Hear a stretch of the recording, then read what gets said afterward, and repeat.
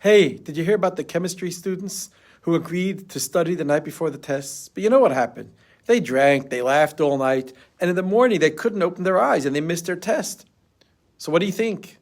Next day they came to their teacher and they said, "Hey, professor, this is what happened." They made up a cover story. They said, "Listen, we went to a friend's wedding, and on the way back they had a flat tire. They weren't able to make it to the exam in the morning."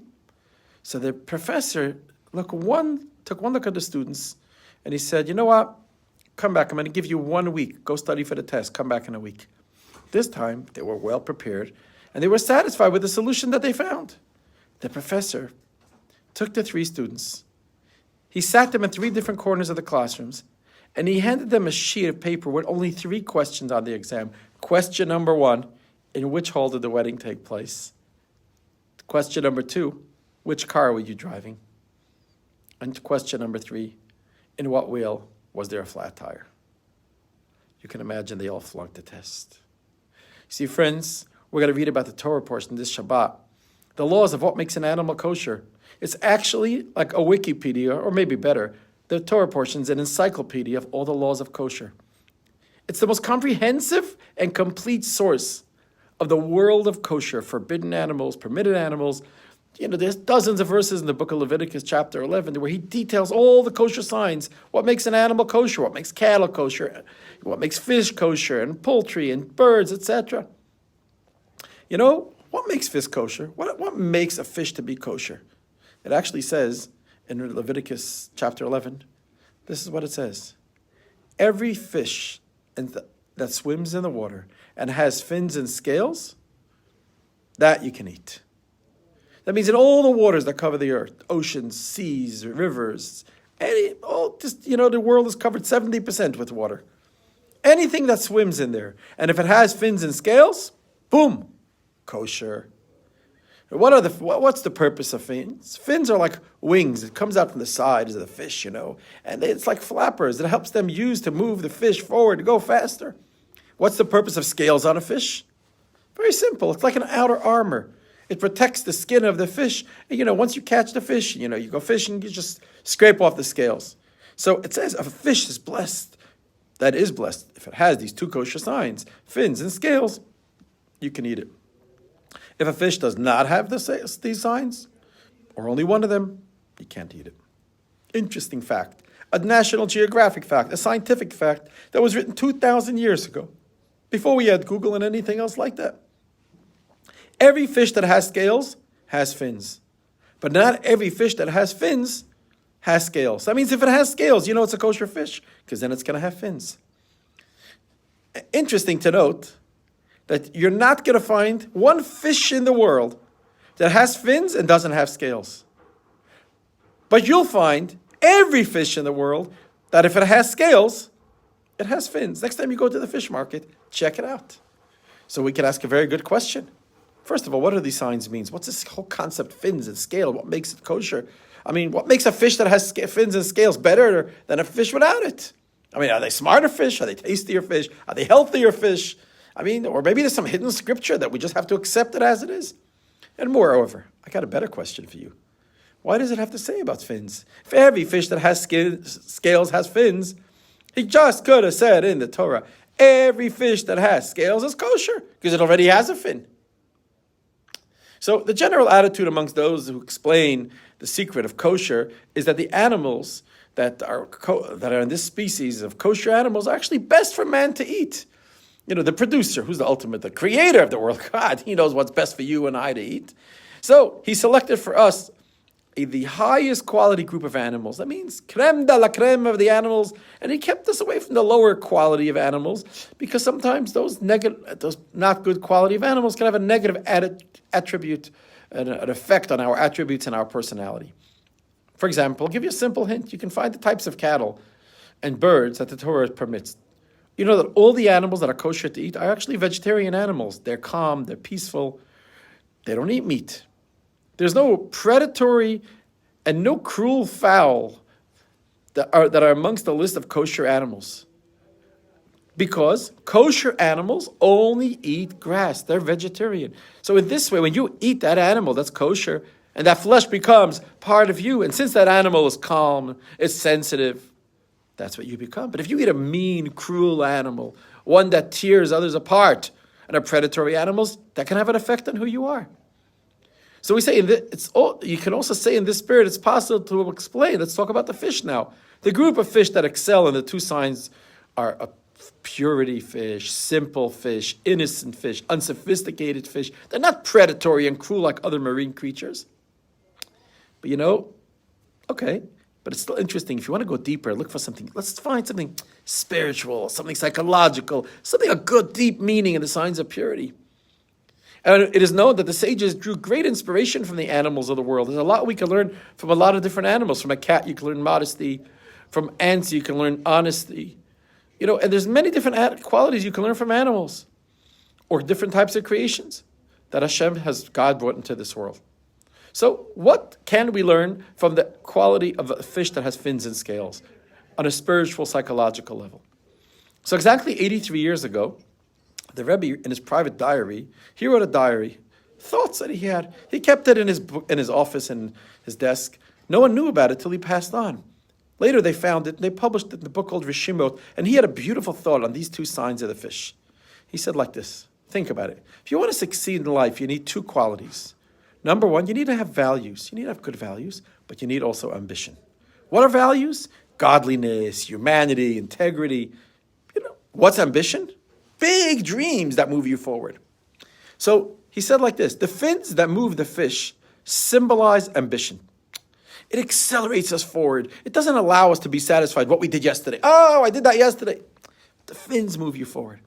That means even if you're waking up tired and you're drained, you have no energy. Even when you're faced with disappointment, failure, sometimes things don't go the way you plan. You got ambition. It awakens a new morning. It motivates you. And there's hope ahead of us. And we'll succeed in a big way. The fins are a metaphor for the power of creation and innovation that characterizes scholars and inventors, people that made big things in the world. It's the power to break the existing boundaries and see different faces of everything in the world and greater possibilities. At the same time, the scales that are on the fish, that we said are the armor, you know what it symbolizes? Morality. It keeps the person moving forward correctly and not making critical mistakes along the way. And friends, that's why the Torah says you need to have these two signs. Because to say that in order to be a pure fish, to move in the water and lead a pure life, you need two wings. You need ambition to be a man, innovation, and it should be alongside honesty and loyalty. What's more, the Torah actually emphasized the need for fins, even though they exist in fish with scales, as mentioned. You really didn't have to say fins. Why does the Torah emphasize it needs fins in addition to scales, even though the fins are there when it never has scales? To emphasize at the foundation of success and its factors, we must have ambition. The first thing is ambition. A Jew should think big and take all of his talents given to him by God. He shouldn't be satisfied with a little bit. It says in the Torah, work 6 days of the week, channel all your successes to make this world a godly place. The problem is that sometimes there's only one sign of purity. The future man is only moral, but not ambitious. Or maybe the opposite. He's very ambitious, but along the way, you know what happens? He forgets the rules, and he becomes sometimes not the most honest, God-fearing person. And this, friends, is where the sages come and teach this so powerful message that anyone who has scales has fins. That means those who have reverence for God, have morality, will also move and go far. Because in the end, people know how to value professionals and integrity and return to those professionals. Sometimes a professional insists on being honest and meeting the standards he sets for himself. And you know what happens? He then finds out that because he was honest, because he had good morals and was God-fearing, it brought him back his client. And that client brought another client who brought another client. Because the sages emphasize and they say, trust us. We checked all types of fish in the world. And we didn't even find any fish with scales that didn't have fins. That means we didn't find a creature that behaved honesty and didn't move forward and benefit from it in this world or in the next. Because they say in Hebrew, the word honesty in Hebrew is actually the initials of the words, may God grow and be sanctified. So what does it mean? That if a person trades honestly and he respectfully represents God, you know what happens? He receives a double portion in his business. But on the other hand, those who have fins, you know what? They don't always have scales. The fact that you have ambition doesn't mean that you're also honest. You have to work on honesty and insist and be really a God-fearing person, to be honest. Because without it, there's no blessing from above. If you cut a corner here, you cut a corner there, it doesn't work. I'll give you a little example. The Rebbe, when he was sitting Shiva after the passing of his mother, Rebbe Chana, this was in 1964, and many people came to visit the Rebbe to comfort him and many great scholars. One of the great scholars that came, his name was Rabbi Soloveitchik, and they had a very deep conversation about Torah and about sources, about different laws, and they were discussing one of the topics related to the laws of mourning, and how long one is an onen, how long they have to mourn, etc. I'm not going to go into all the details here because that's not the point. But the Rebbe said a certain law. He quoted a certain law regarding that matter of someone who is mourning for a loved one. And they were discussing how long that obligation is for the mourning. And the Rebbe quoted, and he said that in a certain place of Maimonides has an opinion how long the mourning should be after a loved one in the period of an onen. Rabbi Soloveitchik says, Rebbe, listen, with all due respect, I know the whole Maimonides, and I just don't remember Maimonides ever quoting. This is what you just said. So the Rebbe said, Maimonides has it in the interpretation of a Mishnah, but not in his compilation called a Mishnah Torah. So it's in a certain book on a commentary of Maimonides. Now, a little while later, Rabbi Soloveitchik gets a letter from the Rebbe. Now you have to understand, the Rebbe was a very busy man. It was the busiest address in the United States of America after the White House and the amount of mail that he got. And the Rebbe writes a letter in his busy time. He took to write a letter to Rabbi Soloveitchik, and he says, I want you to know that in the new version that they printed of Maimonides, that line is missing what I'm quoted. Now Rabbi Soloveitchik, he read the letter twice, and he couldn't contain his admiration. He said, look, this is such a great holy man of absolute truth. How did he had to write me back a letter so that I shouldn't think that that the source that he said it's in Maimonides, he couldn't find it, that Rabbi Soloveitchik couldn't find it. And the Rebbe explained, you know why you couldn't find it? Because it's in an older version, but the newer version doesn't have it there. And the Rebbe is apologizing to him that it's not in the newer version, meaning to say, I want you to know that from your perspective, I understand you would be right, but I want to tell you what it's based on. Now, you would wonder, did the Rebbe have to do that? But the Rebbe wanted to come across as an honest person. Meaning to say that sometimes a person can just brush it under. You face a temptation. It's like the fin. You face the ambition, and you think, if I'll just do this one little thing, livelihood will be good. Things I'll be able to give more charity and so on. And you could start thinking that these little things if I'm not going to be so honest or so perfect, I'll move them with my fins. I'll have great ambition. But you don't have the scales.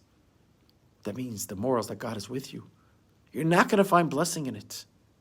The Torah is coming and telling us that a fish without scales is a prey fish. He can look great. He can be like a dolphin with beautiful fins. But there's no blessings in that.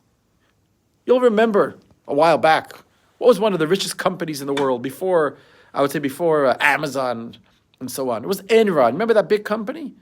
They had many fields of energy and electricity and natural gas. And you remember what happened in the year 2000? They reported $101 billion in revenue. Fortune magazine said they're the most innovative company in the United States for 6 consecutive years. Their engineers were geniuses. They made massive profits. But they were missing the scales.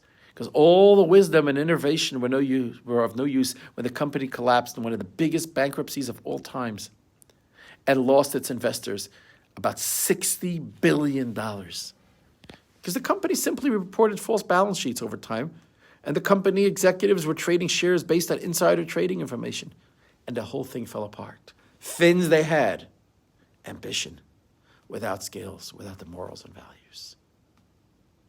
I'd like to conclude with a popular parable about a successful businessman who founded a very prosperous company, and he was approaching his retirement age, and he was supposed to choose a successor to run the business after him.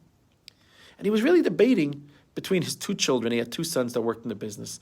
And he had 3 VPs who worked under him. So he decided, you know what, I'm going to conduct a small test.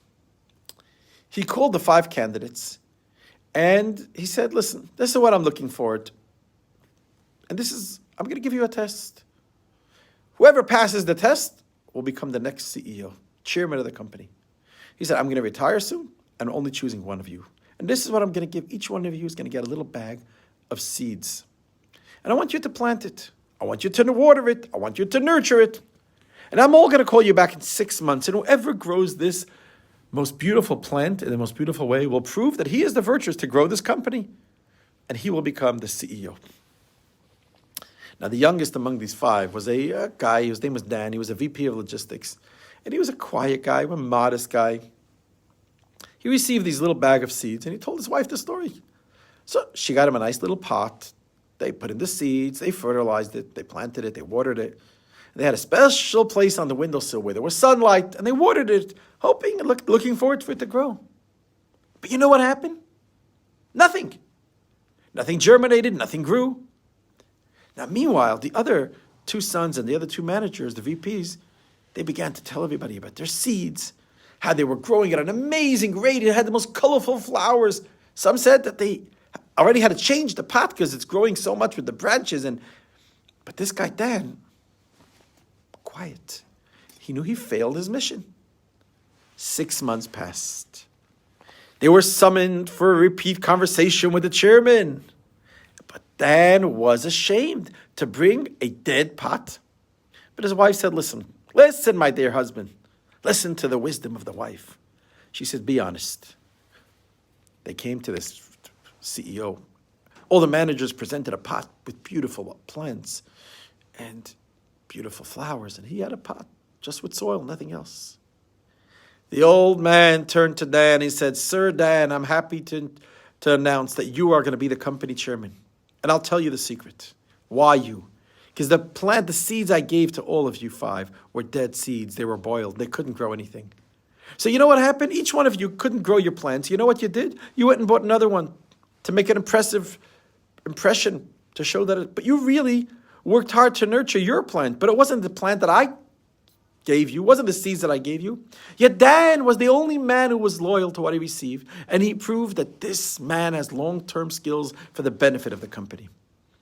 And his honesty and his integrity and his God-fearing will ensure trust with his customers. And with his humility will inspire partnership among all the employees. And his transparency will ensure full cooperation with government authorities.